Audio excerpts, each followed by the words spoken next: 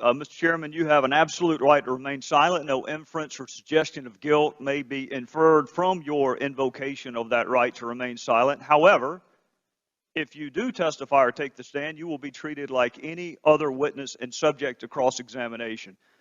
Mr. Chairman, the reason that phrase is running through my mind is because I heard it for 16 years. It's being repeated in courtrooms all across this country today, but not for powerful people that work for government, just for everyday folks. Just for everyday witnesses or everyday defendants of petty crimes, not charged with violation of constitutional rights, maybe just petty larceny. But they're being told you have a right to remain silent. However, if you testify or take the stand, you will be treated like every other witness. Mr. Chairman, I counted 17 separate factual assertions by Ms. Lerner, not those three little sentences that my colleagues like to cite. 17 separate factual assertions. That is a lot of talking for somebody who wants to remain silent. That's a lot of talking. If you honestly believe that you can make 17 separate factual assertions and still invoke your right to remain silent, then please tell me what waiver is. Please tell me what constitutes waiver if saying 17 separate factual things does not. Mr. Chairman, she testified, I have done nothing wrong, I've broken no laws, I've broken no IRS rules or regulations. That's her testimony. What I'm saying is we should have the right to cross-examine her on that testimony. Because I'd like to ask her, when you said we need a plan, who is we and what plan are you referring to? When she said we need to be careful that it's not perceived as political, who is we and what are you concerned about the perception of politics for? What are you fearful of, Ms. Lerner? She said, I think we really need to do a project. Again, Ms. Lerner, who is we and what project are you referring to? That is a legitimate question. And every brother and sister at the bar on the other side of the aisle would ask that question on cross-examination if given the opportunity. Can you imagine, Mr. Chairman, can you imagine a fact pattern where somebody takes the stand and says, I didn't rob the bank, but I'm not going to answer why my fingerprints are on the demand note, and I'm not going to tell you why I'm on the surveillance footage with the gun in my hand, and I'm not going to tell you why the dye pack blew up in my car. I'm just going to tell you I didn't rob the bank. That's not the way our system works. You have to answer the other side's questions. I think these questions are fair. The Tea Party's very dangerous. Dangerous to whom? Who, Miss Lerner? Who thinks they're dangerous? You? The IRS? Dangerous in what way? We need a vehicle to get back to court. Who is we? Why do you want to get back to court? Could it, heaven forbid, be because you don't like Citizens United? Is that possibly the explanation? Mr. Chairman, she said Cincinnati should not have these cases, but then she turned around and said Cincinnati was to blame. That's an inconsistent statement. Every lawyer on that side of the aisle would ask her to explain that inconsistency. Everyone. So why can't we? If this isn't waiver, then can someone explain to me on the other side what fact pattern constitutes waiver? If you can make 17 separate factual assertions and authenticate a document and say, I have done nothing wrong, which is about as broad as any testimony can possibly get. I've done nothing wrong. I've broken no laws. I've broken no rules or regulations. I mean, honestly, what testimony could be broader than that? So necessarily, our cross-examination should be equally broad, and it would be in a courtroom. Can the president suspend election laws? No. Why not? If he can suspend mandatory minimum and immigration laws, why not election laws? Because we live in a government of laws, and the president is bound to obey them and apply them. Well, he's not applying the ACA, and he's not applying immigration laws, and he's not applying marijuana laws, and he's not applying mandatory minimums. What's the difference with election laws? We have a disagreement as to whether, in fact, he is applying those laws. Did My he? view is that he is applying those laws. Did Eric Holder instruct his prosecutors to no longer follow the mandatory minimums with respect to charging decisions? Now, this is an area where I really don't know nearly as much as you do, Congressman. I'd find that shocking that anybody would not know more than I do on any topic. Who would you like me? You want me to ask Professor Turley? That my impression is that he's not exactly doing what you've just said. Well, tell me how I'm wrong, because Eric Holder sent out a memo that we are no longer going to put in the indictment the drug amounts. Do you agree with me that Congress can pass mandatory minimums?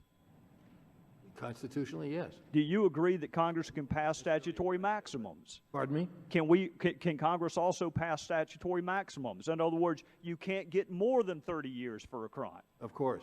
Can a president exceed a statutory maximum? Can he extinguish, did you say? No, can he exceed it? Can he exceed it? Well, how would he do that? I mean, keep someone in prison beyond his prison term. Well, if you can put them in prison for less time than Congress says is the law, can you also do it for more time than Congress says is the law? It's really, it's not. I think all of the witnesses have made reference to 11 million. I hear it everywhere I go as if it's a homogeneous group, and we know it's not. And you made reference several times to the 11 million. Would you agree with me that those members of the 11 million who can't pass a background check shouldn't be on a path to anything other than deportation? Maybe the people that don't pass a background check, but I do believe that there should be a pathway for the majority of the 11 million. Well, now that's very different from what you said earlier, and that's kind of my point. My point is all 11 million can't pass any background check. All 11 million of any category of people, from preachers to members of Congress, can't pass a background check. Mm-hmm. So why persist with the talking point of 11 million when we know that that's disingenuous? All 11 million don't want to be citizens. All 11 million can't pass a background check. Mm-hmm. And even if you concede that, then we get to the details of what the background check is going to look like. For instance, if you were sitting where Mr. Amadei is sitting, if you have a conviction for domestic violence, should you be on a path to citizenship or a path to deportation? Well, I can only argue for my sake and my parents' sake. No. With all due respect, you advocated on behalf of 11 million aspiring Americans. You're not a difficult fact pattern. Ms. Rivera is not a difficult fact pattern. So the talking point of 11 million aspiring Americans, I'm not interested in that. I'm down in the details of what does a background check look like. Do you think a conviction for domestic violence should disqualify someone from being on a path to citizenship or status? I think I'm going back again to that's up to you all to decide. Well, if it's up to us, then why do I constantly hear 11 million if it's one monolithic, homogeneous group? Why? I mean, why not just say what you said, which is there are subgroups that warrant different levels of scrutiny. For instance, children who were brought here with no criminal intent, that warrants one level of scrutiny. The parents who brought them here who can fashion criminal intent warrants another level of scrutiny. Those who have misdemeanor convictions have one level of scrutiny. Well, those who have multiple misdemeanor convictions have a different level of scrutiny. Those who have felony convictions have a different level of scrutiny. Why is that not the more honest response than to talk about 11 million aspiring Americans? Well, honestly, I'm in no position to tell you who deserves what, and I don't know what you would do. How would you decide that one person deserves something that the other doesn't? So, well, it's not hard for me. I spent 16 years prosecuting people for domestic violence.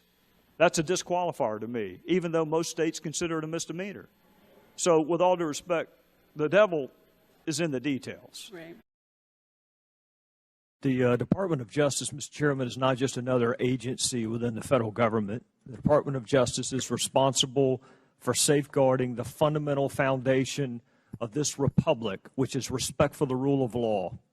The department is symbolized, Mr. Chairman, by nothing more than a blindfolded woman holding a set of scales and a sword. She doesn't care about political agendas. She doesn't care about whether her decisions help or hurt people's reelection bids.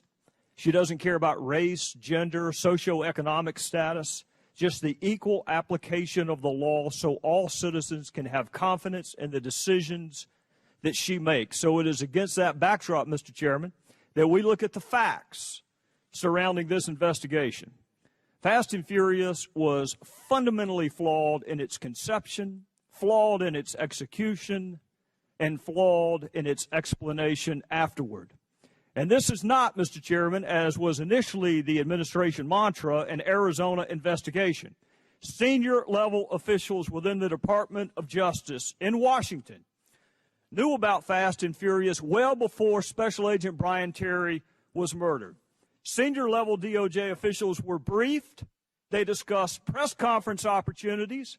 They discussed the unsealing of indictments. They traded emails about the status of the case.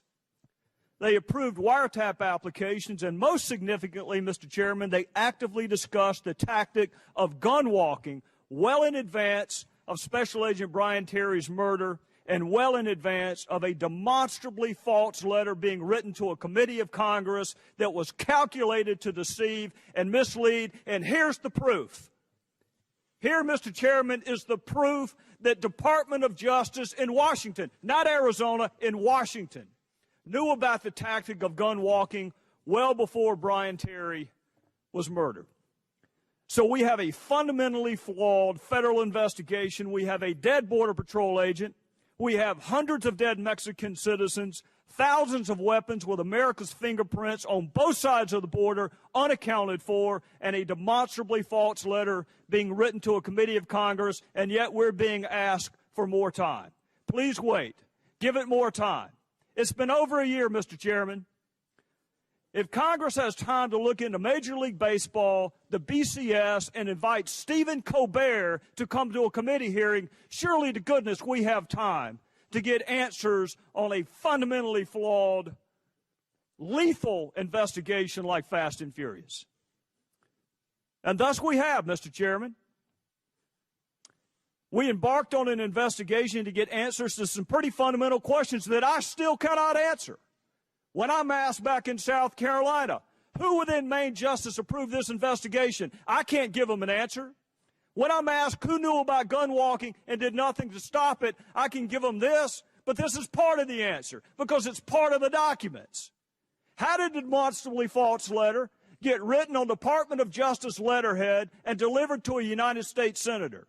I can't tell you how that letter got drafted. Why was it withdrawn after 10 months? Why did it take 10 months to withdraw the letter? Why was the criminal chief, to my friend Pat Meehan's point, why was the criminal chief of the Department of Justice in Mexico advocating for gun walking on exactly the same day that this demonstrably false letter was delivered to a committee of Congress? Can anyone answer that question? Can you tell me why Lanny Brewer was in Mexico advocating for a tactic that we all acknowledge is flawed on the very same day the Department of Justice was denying the tactic to Senator Chuck Grassley? Not only does Congress have a right to ask these questions, we have a fundamental duty to ask these questions. Our fellow citizens, the ones we're supposed to work for, when they get a jury summons, do you think they have a choice on whether or not to comply? When they get a subpoena from a law enforcement agency, do you think our fellow citizens get to offer an extraordinary accommodation in lieu of providing the documents? Either Congress has the authority to send a subpoena and require full compliance, or what we have been doing for the past 12 months is a fool's errand.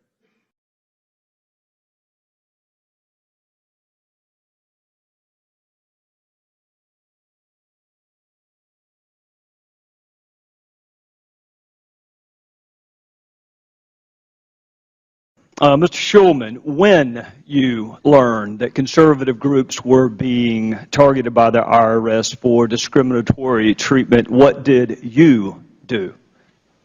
When I learned of the existence of a BOLO list, in that same conversation or right around that time, I also learned a couple things. One, that it was being stopped.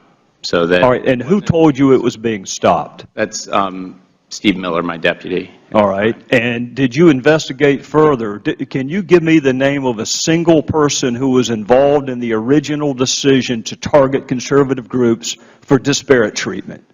I'm not aware of those names. Why can't you give me a name? So at the same time that I learned and that it was being stopped, I was also told that the Inspector General was aware of it. Mr. Schulman, is the Inspector General the only person who can investigate wrongdoing within the IRS? My general practice... Can you answer my question and then you can explain? Is the Inspector General the only entity who can investigate wrongdoing? Congress can investigate. How about you? Can you do it?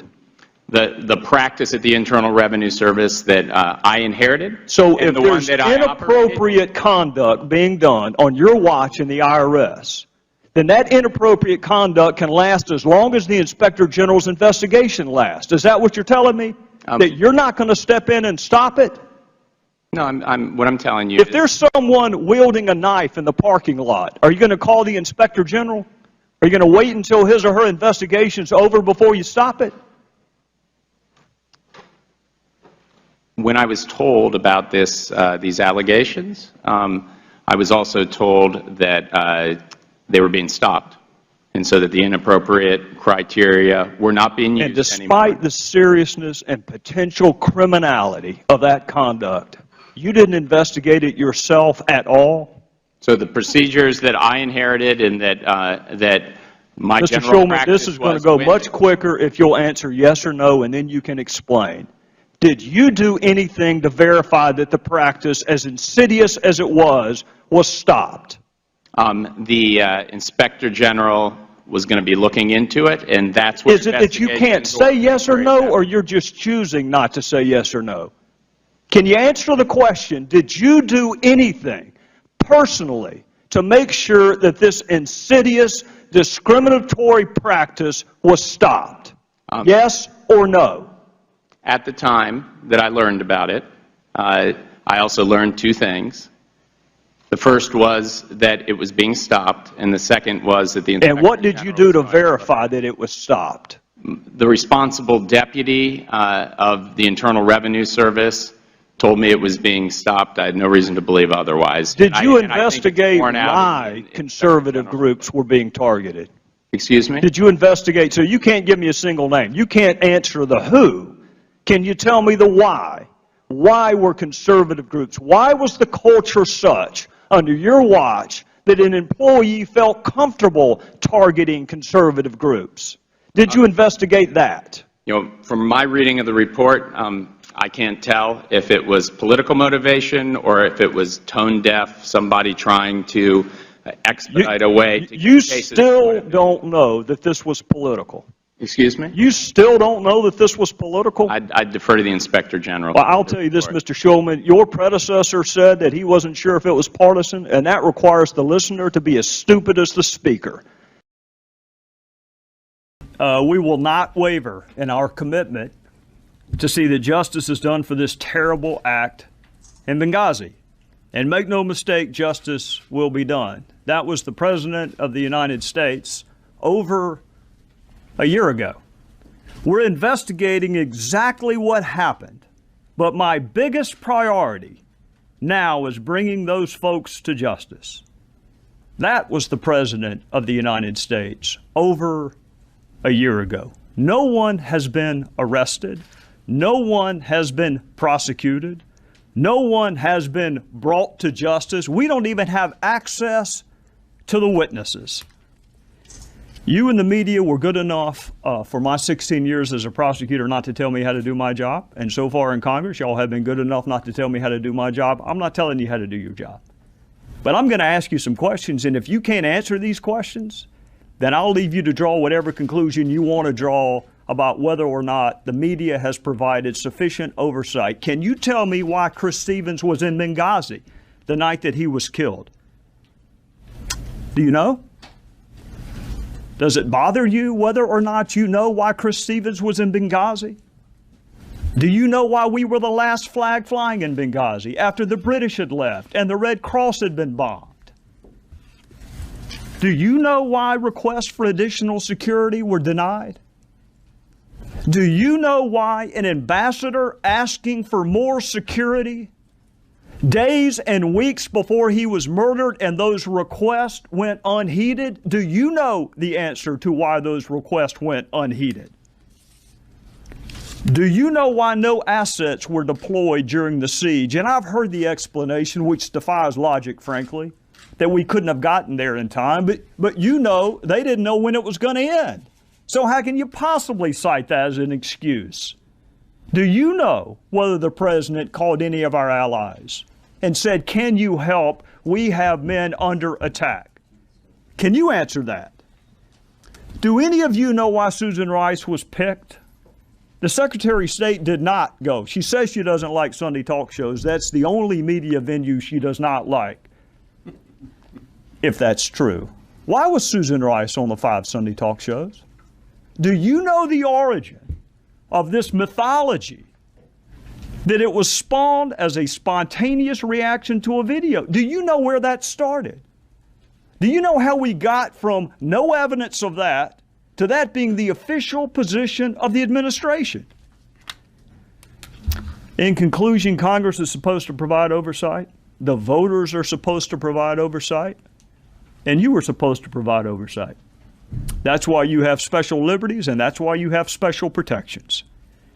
I am not surprised that the President of the United States called this a phony scandal. I'm not surprised that Secretary Clinton asked, what difference does it make? I'm not even surprised that Jay Carney said Benghazi happened a long time ago. I'm just surprised at how many people bought it.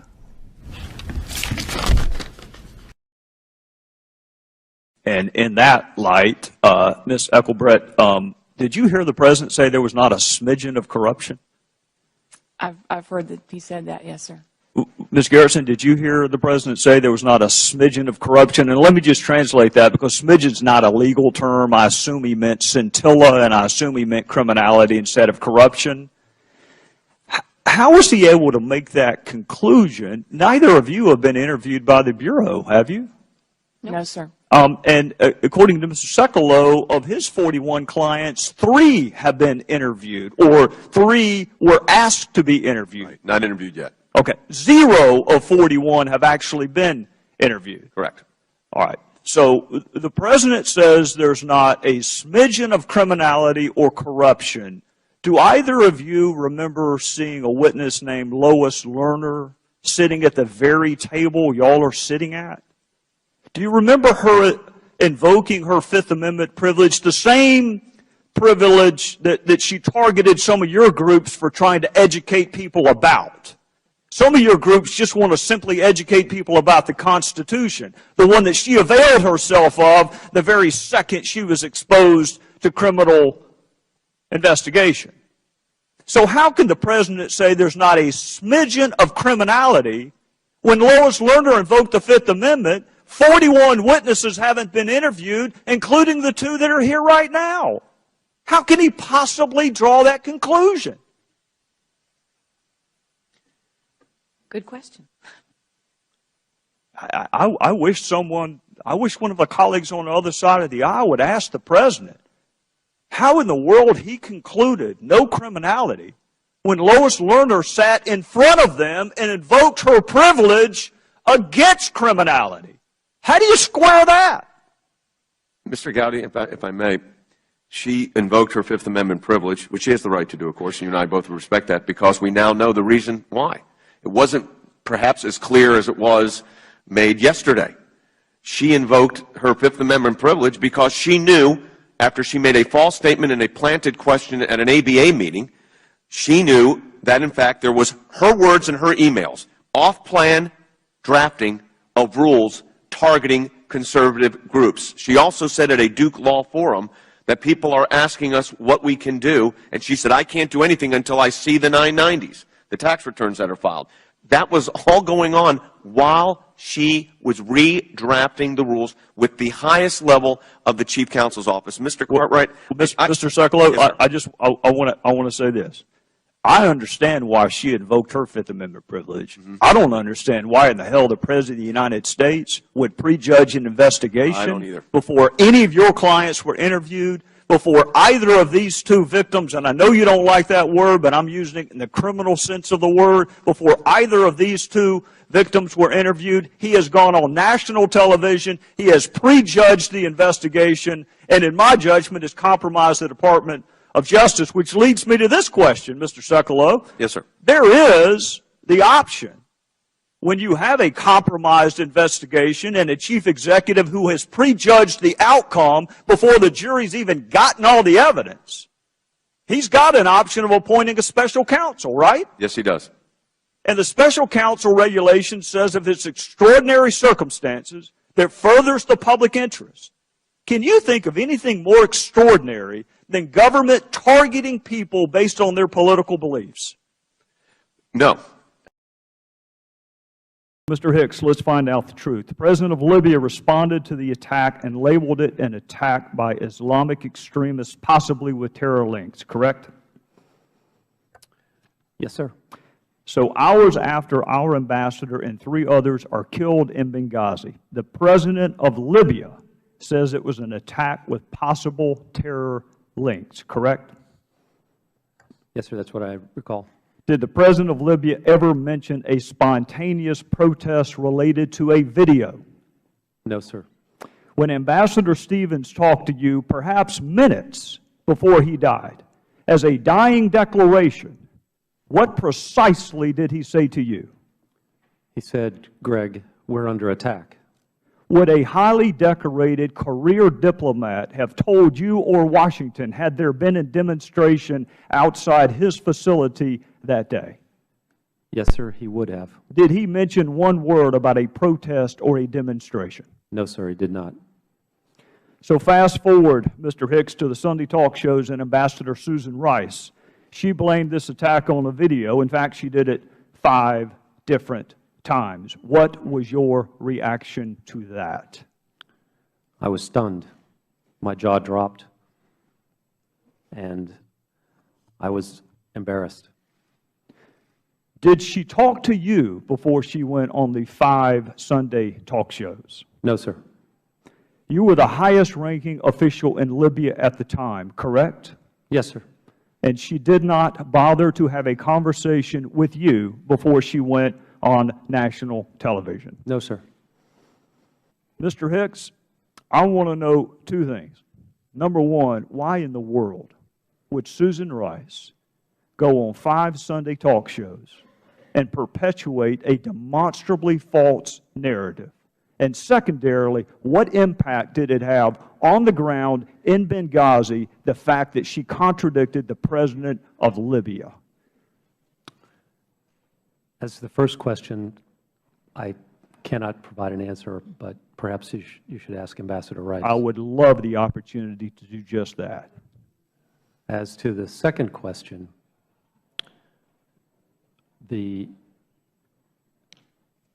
at the time we were trying to get the FBI to Benghazi to begin its investigation. And afterwards, we encountered bureaucratic resistance for a long period from the Libyans.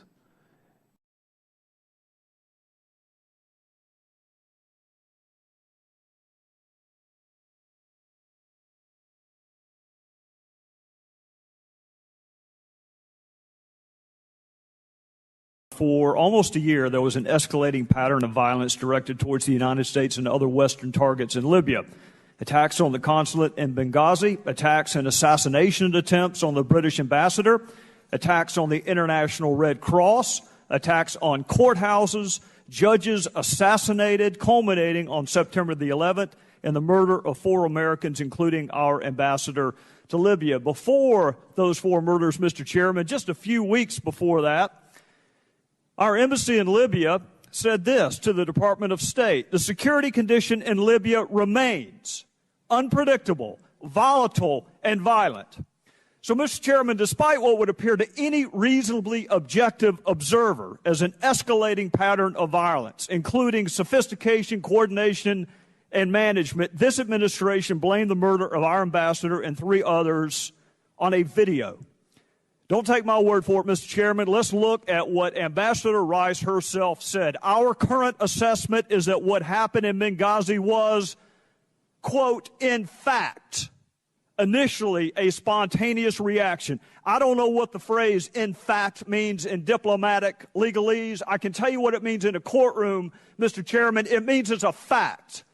And she went on national television and she said, not as this ambassador has said, that I'm not going to speculate, that I've got to get all the information. She said, in fact, this was a spontaneous reaction to what had just transpired hours before in Cairo, almost a copycat of the demonstrations against our facility in Cairo, which were prompted, of course, Mr. Chairman, by a video, is what she said. And then she proceeds to say the attack was spontaneous. I can think of few things, Mr. Chairman, more antithetical to spontaneity than a 12-month-long prologue of violence in Libya. And then she said she relied solely and squarely on the information the intelligence community provided. Mr. Chairman, I would like to have another hearing where we can ask Ambassador Rice under oath, who told you what when? You're going to blame the intelligence committee? You come before this committee and you tell us who told you it was a video. Who in the intelligence community said it? Who in the diplomatic community blamed this on a video? And then we move to Jay Carney, who's the spokesperson for the leader of the free world.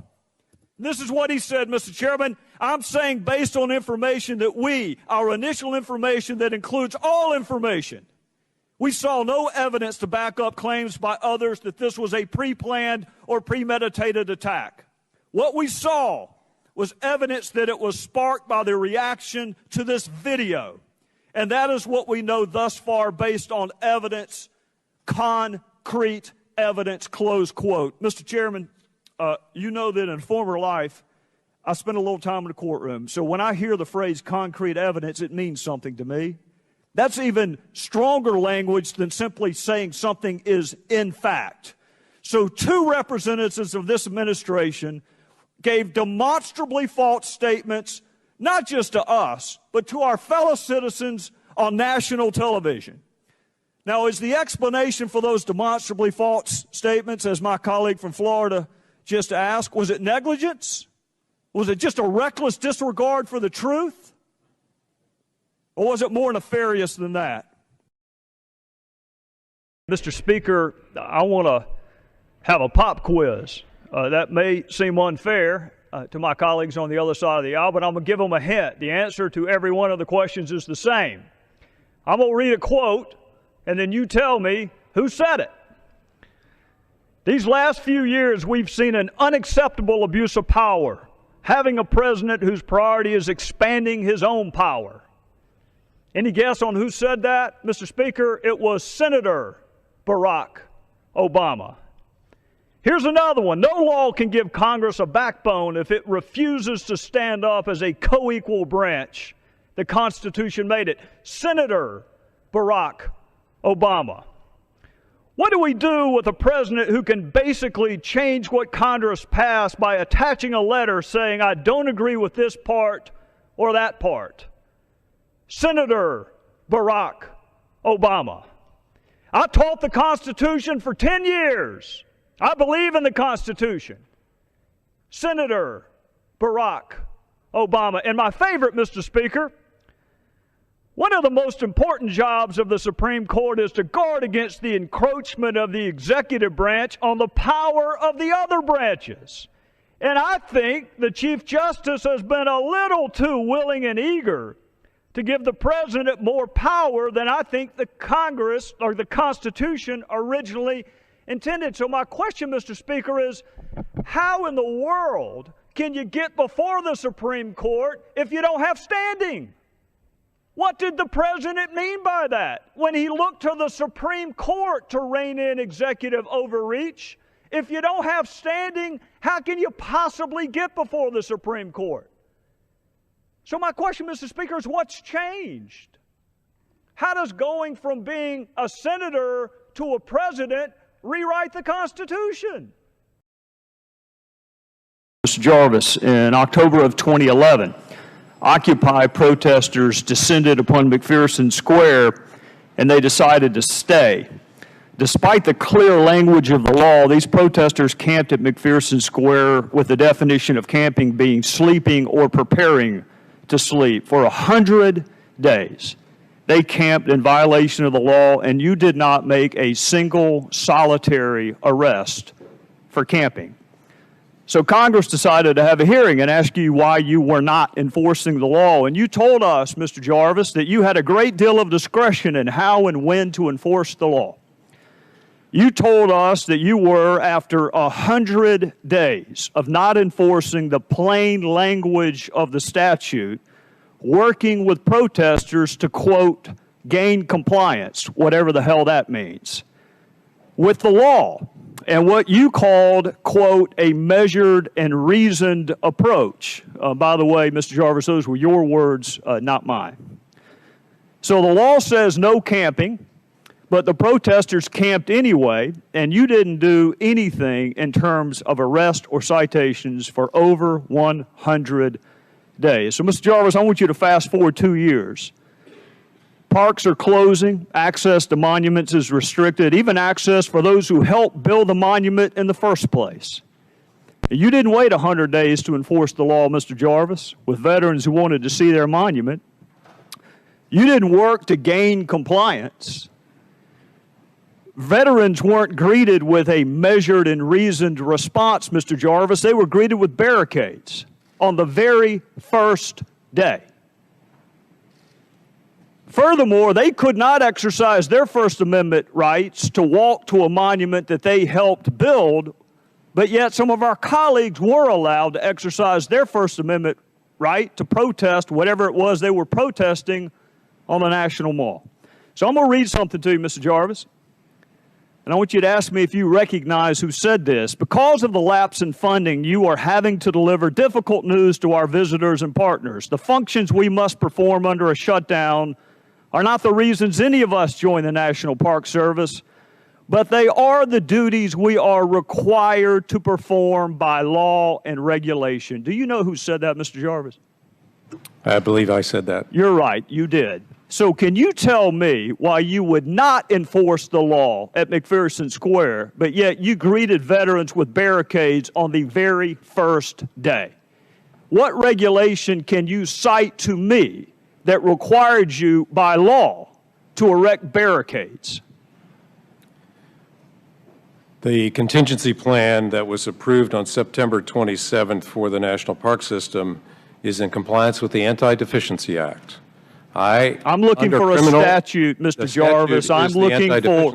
I am looking for a citation to the Code of Federal Regulation or the U.S. Code for why you erected barricades. We've established you did not enforce the law for 100 days for protesters. Agreed? You agree with me, you did not issue a single citation for camping, right? I believe that is correct. Either it is or it didn't. Is it?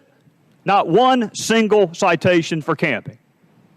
I do not remember exactly. Well, your previous testimony was that you had not issued a single citation for camping despite 100 days of noncompliance.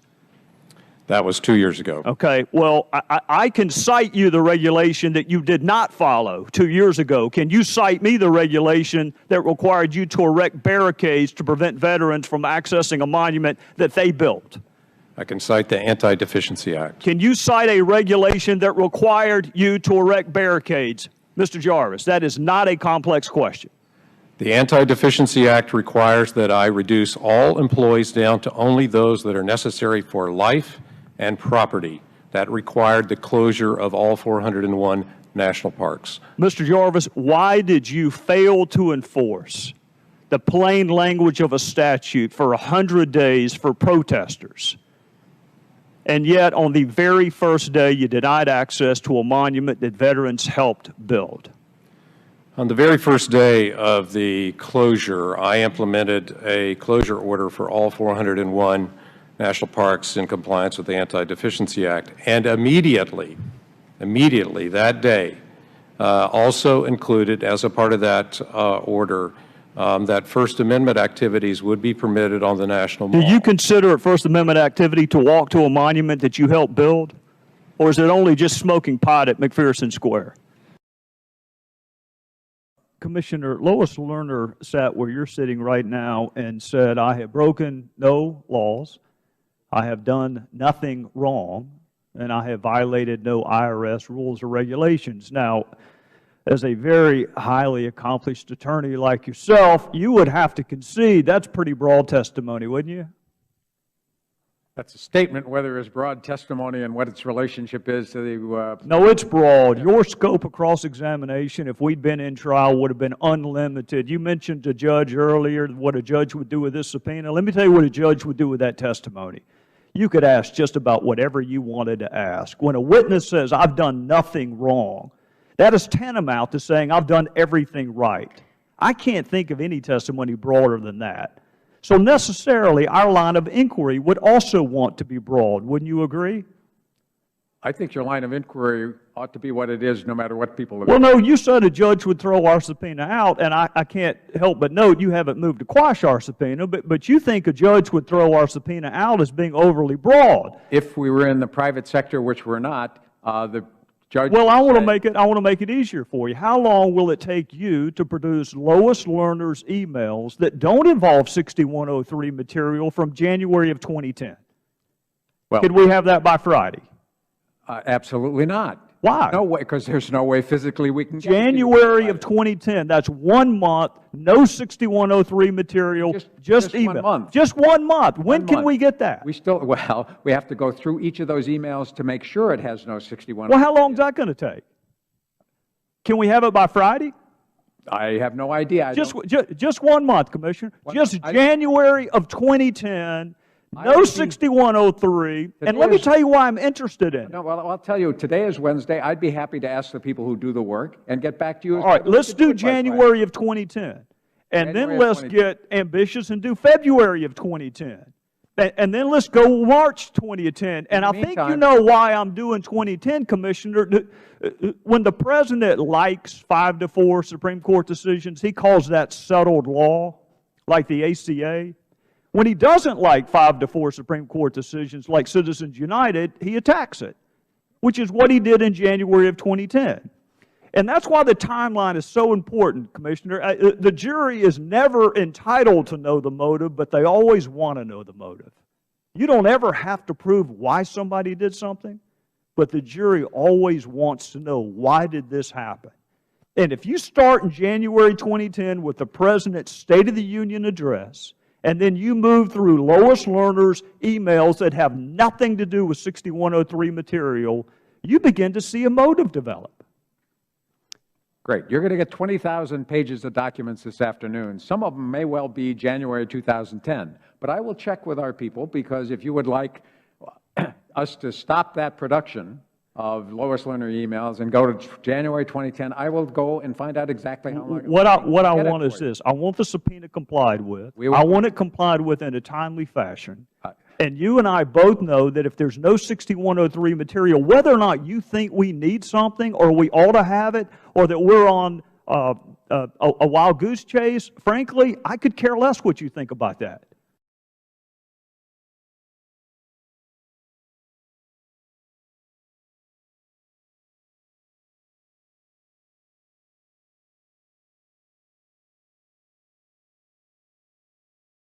I have been fascinated by, and not necessarily in a good way, by the evolution of the defense in this case. Mr. Chairman, initially it started when Lois Lerner disclosed this information in a fashion most calculated to be ignored, with a planted question at some boring conference. And then the second iteration of this defense was blaming 2 rogue agents in the Ohio field office. And Mr. Chairman, make no mistake, Jay Carney advanced and furthered that narrative, and he did so intentionally. You know, Mr. Carney's willingness to say, I don't know, is exceeded perhaps only by his willingness to acknowledge that he appreciates the question. But he didn't say, I don't know. he advanced the narrative that 2 rogue agents were responsible for this insidious discriminatory practice. And then we had colleagues that said this matter was closed. Months ago, Mr. Chairman, the matter was closed.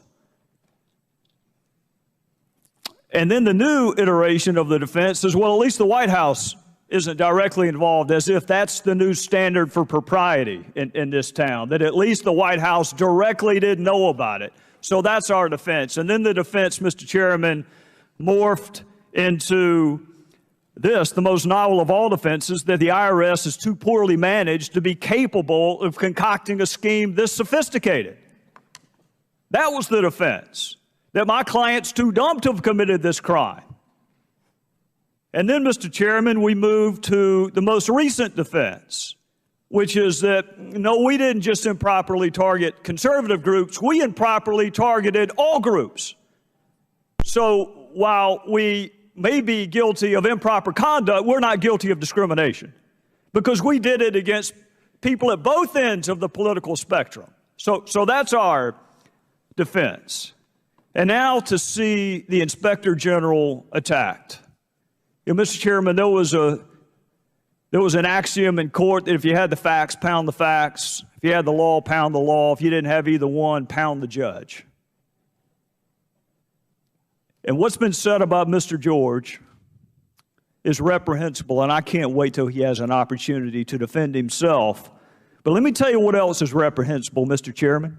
Lois Lerner sat where those 2 witnesses sit today, several weeks ago. And these 2 witnesses put on a uniform and fought and defended this country and the Constitution so she could hide behind the Constitution, invoke her Fifth Amendment right, but only after she blamed them. She blamed 2 rogue agents in Ohio, and then didn't have the courage that these witnesses. I ought to just be thankful anytime IRS agents don't invoke the Fifth Amendment. I ought to be glad that anyone's willing to come before a committee of Congress and testify. Was Secretary Clinton aware of the attacks on Western targets in Benghazi leading up to September 11, 2012? I believe our information. I'm asking Admiral Mullen. Was, yeah. I'm asking Admiral Mullen. I think she was. She was aware of the attacks on Western targets. Was she aware that the British ambassador was almost assassinated in Benghazi in the weeks and months leading up to September 11, 2012? I mean, I can't be positive, but I think she was. Was she aware of the request for additional security at the Benghazi facility? I would say no. Was she aware of a specific request from the ambassador himself for improved security at that facility? We never saw any request from Ambassador Stevens to. That wasn't my question. Was she aware of it? We never saw anything that indicated Ambassador Stevens asked for a significant upgrade at the facility. Well, there's been testimony that he has. My question was she aware of that? Was the Secretary of State aware of it? I don't know the answer to that. All right. And here's what I found confounding about that. The 1998 ARB, you start your ARB with a quote from a Spanish-American philosopher about history, and those who don't study it are doomed to repeat it. And I found that interesting because the 1998 ARB recommended this: the Secretary of State should personally review the security of embassies and other official premises, closing those which are highly vulnerable and threatened. The Secretary of State, that was the specific recommendation from history. So you can understand, with all due respect to my colleagues who don't want to mention the Secretary of State's name, you can understand my question: did she personally review the security at Benghazi? I don't know that. Not all the evidence that we saw indicated no, but I don't know the answer to that. Did she personally consider closing the facility in Benghazi? Again, given the fact that a panel exactly like the one you co-chaired recommended the Secretary of State personally review it? My question to you is, did she? I'm not aware that she did. So there is no evidence, despite a previous recommendation from an ARB just like yours, because what our colleagues on the other side say is, let's don't study the past, let's just look forward. You've made recommendations, all's going to be well now, all 30 of them will be implemented. And my point is, we had this recommendation. We had it in 1998, that the Secretary of State herself review the facilities and consider closing them if they are not safe. I think one of the, and I think we have pulled people out where it wasn't safe over the course of that year. But my question, Admiral, is you never interviewed the Secretary of State about whether she accepted and performed a responsibility given to her by a previous accountability review board. Mr. Holder, it is provable beyond a reasonable doubt, in my judgment, that Maine Justice had actual or constructive knowledge of gun walking, both in Fast and Furious and beforehand, and I'm going to prove it to you. March of 2010, DOJ, not U.S. Attorney's Office in Arizona, DOJ assigned a prosecutor to Fast and Furious. March 2010, Gary Grindler, who I believe is your Chief of Staff, knew about straw purchases and Fast and Furious and seizures in Mexico, and it doesn't take a very good prosecutor to ask how weapons got from Phoenix to Mexico. July 2010, a memo to you through the acting deputy AG. That memo specifically mentioned Fast and Furious. It specifically mentioned straw purchasers. It specifically mentioned 1,500 firearms supplied to Mexican drug dealers. That's July of 2010, 1,500 firearms. April 30th, 2010, a memo from Maine Justice employee Weinstein to Lanny Brewer. ATF let a bunch of guns walk. And then the rest of the email is worrying about the negative press connotations that may have come from that. Not how to fix the policy, but how to mitigate negative press consequences. October of 2010, Jason Weinstein and James Trusty swapped emails and specifically mentioned gun walking. And Mr. Attorney General, that email is so illustrative of our frustration with the notion that Maine Justice did not know about this. I'm assuming that James Trusty is a Maine Justice employee. Am I correct? I believe that's correct. All right. This is the email. And they're specifically talking about Fast and Furious, and in fairness, they also mentioned Laura's Tucson case. They say it's a tricky case given the number of guns that have walked. But it's a significant set of prosecutions. The email back to that is, I'm not sure how much grief we're going to get from gun walking. It may be more like people are finally going to say, we went after the people who sent guns down there. Now, lay aside the merits of that argument. How can you deny that people in Maine Justice knew gun walking was going on before that February 4th letter was sent to a member of Congress? That doesn't even get into the wiretap applications. That doesn't get to the factual predicate that a member of Maine Justice would have had to have read. All of this is before February 4th. That whole series of evidence predates Mr. White sending a letter to Congress denying the tactic. So my question to you is this: who participated in the drafting of the letter? Well, first, this is going to be one of those rare instances. You're right. There was knowledge within the Justice Department of gun walking. It was related to a wide receiver. And Mr. Attorney, with respect, I don't like interrupting people, but with respect, several of these emails specifically mention Fast and Furious. I'm not talking about wide receiver. Love to have that conversation some other time. Well, these emails and memos specifically mention Fast and Furious. They mention Fast and Furious, but do they mention gun walking in Fast Yes, and Furious? They do. No, that's my point. I'd like to see those. Those I would like to see. We got them from you. So, I mean, we got them from Maine Justice. Let's do this. I've promised to give you all some information. I would really like to see a memo that says gun walking and Fast and Furious. I'd like to see that one. Well,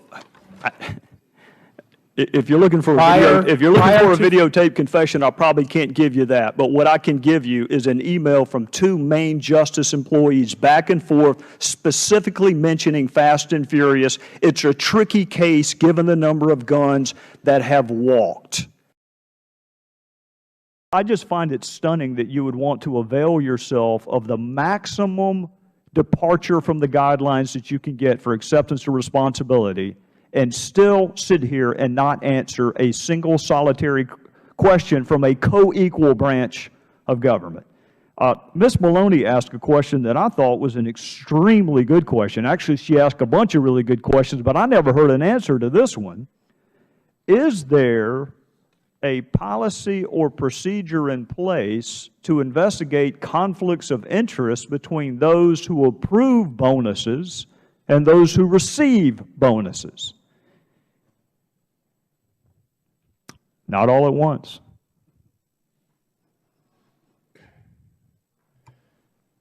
The only requirement I know of, Congressman, is a financial disclosure requirement of all the senior officials. So in theory, Mr. Brenner could be approving financial bonuses or other financial incentives for someone that he has a financial stake in whether or not they get more money. Is that within the realm of the possible? Because it certainly sounds like that's what went on. Well, I'm not going to speculate on what's possible, but... Why not? Because I'm going to wait to read what the IG investigative report... Well, if you're not going to speculate on what's possible, my next question is this. If Mr. Chaffetz or Jimmy Jordan told Chairman Issa that they weren't going to be here for a couple of weeks because they were CIA operatives, how would Mr. Issa go about verifying whether or not, and I'm going to be very clear, to date, neither Mr. Chaffetz nor Mr. Jordan have alleged that they're CIA operatives. But if that were to happen, how would Mr. Issa go about investigating whether or not that was true? I can't answer that. Well, the next person who claims it at your agency, how will you go about investigating whether it's true? Under the current rules, as Mr. Sullivan pointed out, if there's an interagency relationship with that agency, the general counsel and the head of the agency would know. So, what, a phone call? I don't know what the process is. That what we're talking about, Mr. Sullivan? A phone call to verify whether or not someone really is a secret agent with the CIA? Well, I testified earlier, sir, that in 2008 a new directive came out, I think it's Intelligence Directive 304, which requires the Director of National Intelligence to inform the head of an agency and the agency's general counsel if one of their employees is working undercover for the CIA. Mr. Sullivan, I appreciate that. And it really doesn't matter whether you're a new Earth guy or an old Earth guy, but 2008 just seems a little late to be figuring out that with one phone call you can decide whether or not someone who's claiming to be a spy and traveling first class and racking up $900,000 in unwarranted compensation really does work for another agency. Look, I understand technology has progressed a lot. 2008 just seems a little late for us to figure that out.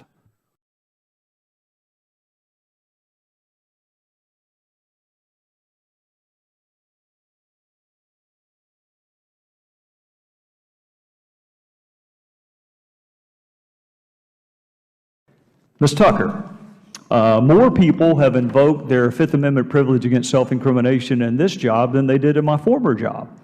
And I was a prosecutor, so that's saying a lot.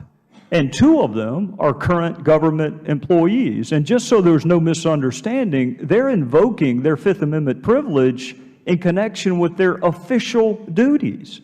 We're not discussing bank robberies or narcotics trafficking. We're discussing their official duties, and they feel the need to invoke their Fifth Amendment privilege. So I want to ask you to do something for me, okay? Have you seen the text from Mr. Roseman? Yesterday, when the committee released the report, yes, sir. Okay, so you have seen these despicable homophobic slurs. Yes, sir, I saw the information in the committee report. Well, here's what I'm going to ask you to do. For me and, frankly, for our fellow citizens, before the close of business today, if you can, issue a statement on behalf of the IRS as to why he's still employed and still drawing a paycheck. If you've seen the text that I have seen, I would like an explanation as to how you can keep your job if you say things he said in your official capacity. Can you do that? Can you explain to us how you can keep your job and your paycheck despite these homophobic slurs? Sir, if I might, as I said in my opening statement, based on the information in the committee report yesterday, I am sickened. All right. Not only as I appreciate that, Ms. not Tucker. only as an IRS official, but I really also do. as a citizen. I appreciate that. My question was actually a little more specific. Can you issue a statement by 5 o'clock today as to how someone who used this language in their official capacity as a government employee is still employed and drawing a paycheck? Can you explain that to us by close of business today? Sir, if I might, we are having discussions at Internal Revenue Service. How long do you anticipate those discussions are going to last? Because I just read the text this morning, and I've already reached my conclusion. So how long do you think it's going to take you all? So we are having discussions with our general counsel. How about close of business tomorrow? So we're going to do our very best to follow due process, but candidly to also make sure we do this appropriately, because I think the committee's aware of the federal personnel rules. And we If this doesn't violate them, Ms. Tucker, then we need to change them. If I understand your testimony, in part, the ambassador was interested in going to Benghazi because of interest that Secretary Clinton had in Benghazi. Is that fair? That's fair. All right. Now, Mr. Nordstrom, same thing to you. And if I'm unfair in my characterization, you need to correct me. I thought I understood your testimony to be that Secretary Clinton alone was able to approve facilities that were below specs. That's correct. Part of the specs. There's two categories, SECA and OSPB. She is the only one that can authorize waivers for SECA. In this case, both apply because we didn't meet either. So we are able to show that in part he went to Benghazi because of Secretary Clinton. In part, Benghazi was still open despite the fact it was below specs because of Secretary Clinton. And now to my third point, to complete the circle, who is Cheryl Mills? Counselor and Chief of Staff to the Secretary. And she was copied on that email, which demonstrably undercuts Susan Rice's talking points. And Cheryl Mills was copied on that email. Mr. Gowdy, if I could add, Cheryl Mills was also the person that led our preparation for our October testimony. I'd never met her before, but that was explained to me who she was afterwards. And apparently, she was also less than pleased with Mr. Chaffetz's visit to Libya, if I understood that testimony correctly, which I find stunning. He's a subcommittee chairman on oversight, one of the more decent human beings I've ever met. I've never known him to inspire that strong of emotion in anyone other than Ms. Mills. Let me say this to you, Ambassador, in conclusion.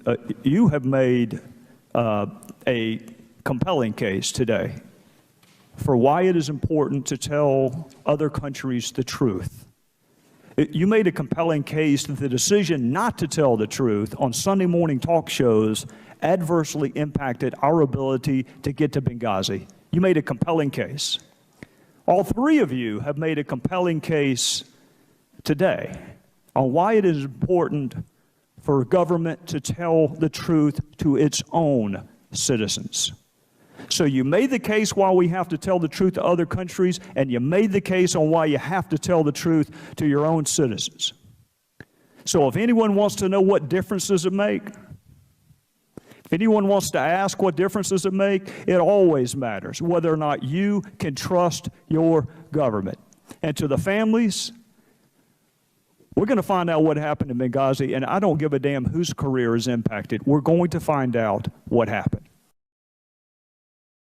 Mr. Morton, I will tell you from this vantage point, it does look like the decision to release detainees was a political determination and not a monetary determination. It appears to me that the release of detainees was part of a sequester campaign that included the fictional firing of teachers, the closing of the White House for student tours, the displacement of meat inspectors, and now we're going to release aggravated felons, some aggravated felons, onto the street. Now, I've counted 6 times you have said you didn't want to rob Peter to pay Paul. I don't want Peter or Paul to rob one of our fellow citizens because you guessed wrong on who to release. So, of the level, what is a level 1 violator? A level 1 offender, first, I obviously disagree with your characterization about these being political. Well, that's fine. You can use your time to disagree with my characterization. Don't use mine. What is a level 1 violator? With regard to level 1 offenders, they are aggravated felons. And how many were released? Congress. There are 4 presently. How many were released? 8 were released. We have 4 presently released. And what went wrong with the other 4? What's that? Why were there 8 released and only 4 currently? So the 2 were released when the computer records were not correct, and we went back and we looked at them and we brought them back in. 1 was a mistake, and then... What kind of mistake? Just where the instructions to the field were not carried out correctly. All right, so if it's $122 a day to house 4 level 1 aggravated felons, then releasing them saves you what, about $600 a day? Each day, that's right. Right. You can't find $600 anywhere else in your budget? We make determinations on a case-by-case basis. We've got to make... find $600 somewhere else in your budget? The question is whether that $600 is well spent on those people or someone else. And when it comes to somebody who's been a 44-year lawful permanent... I'm not talking about the 44. Was he a level 1? I'm going to find $600. Was he a level 1? Something else. Was he a level 1, Mr. Morton? He is a level 1 offender. He was one of the 4 that you released? No, that he is released. That's right. Okay. Mr. Morton, who made the decision to release detainees as part of your effort to comply with sequestration? The determination was made by Mr. Mead, the Executive Associate Director for Enforcement and Removal Operations, in consultation with the Chief Financial Officer. Who was John Sandwig? Mr. Sandwig works for the Secretary. Were there any conversations with him? Not that I am aware of. Were there any conversations with the Secretary? Not that I'm aware of. I think the Secretary has noted that she was surprised and regretted the timing and the notification, and I agree with that. If the release of aggravated felons does not rise to the level of something that the Secretary of the Department of Homeland Security should know about, what does rise to the level? Listen, we release people every day, and the idea that we are going to review every single person that is released. You release thousands of people every day? We release thousands of people every month. We operate in a system. We had 407. But you don't blame it on sequestration, do you, Director Morton? What's that? You don't blame it on sequestration when you release the others. No. It's not part of this. It's not part of this strategy to get the public fired up that mayhem is upon us. That we're closing the White House for tours.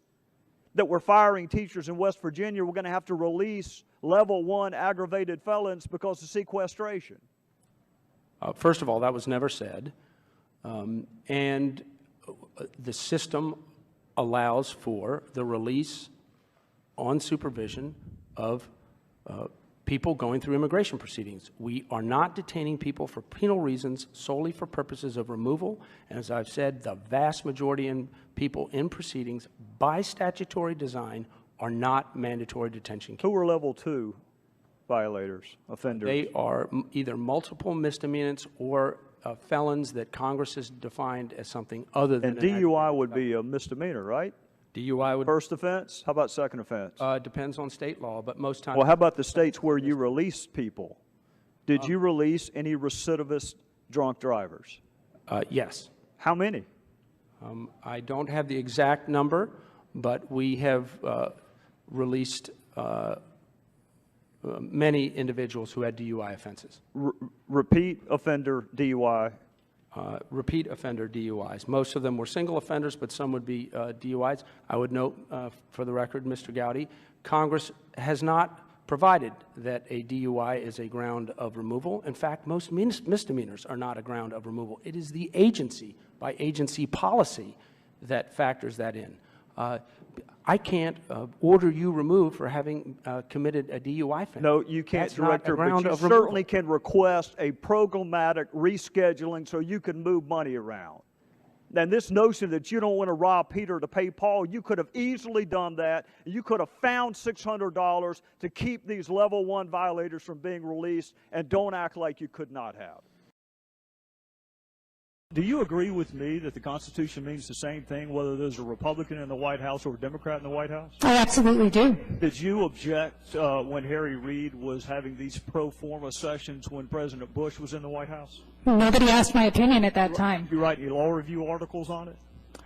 I'm sorry, no, I did not write any law review You write articles. any columns in any trade magazines on it? No.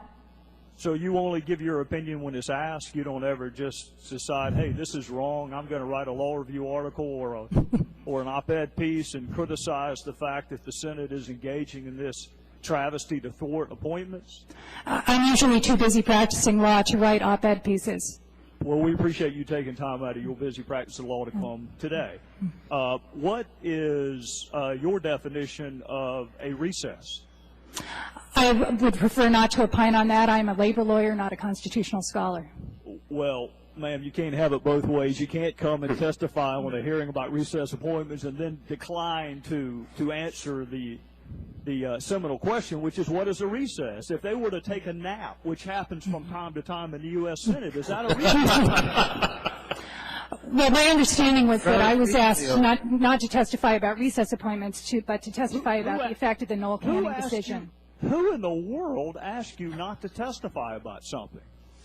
No, that I was not asked to testify about that, but that the topic of the hearing is the future of the NLRB, what Noel Canning versus NLRB means for workers, employees, and unions. That very case dealt with recess appointments, so you can understand why I would ask you, what's your definition of a recess?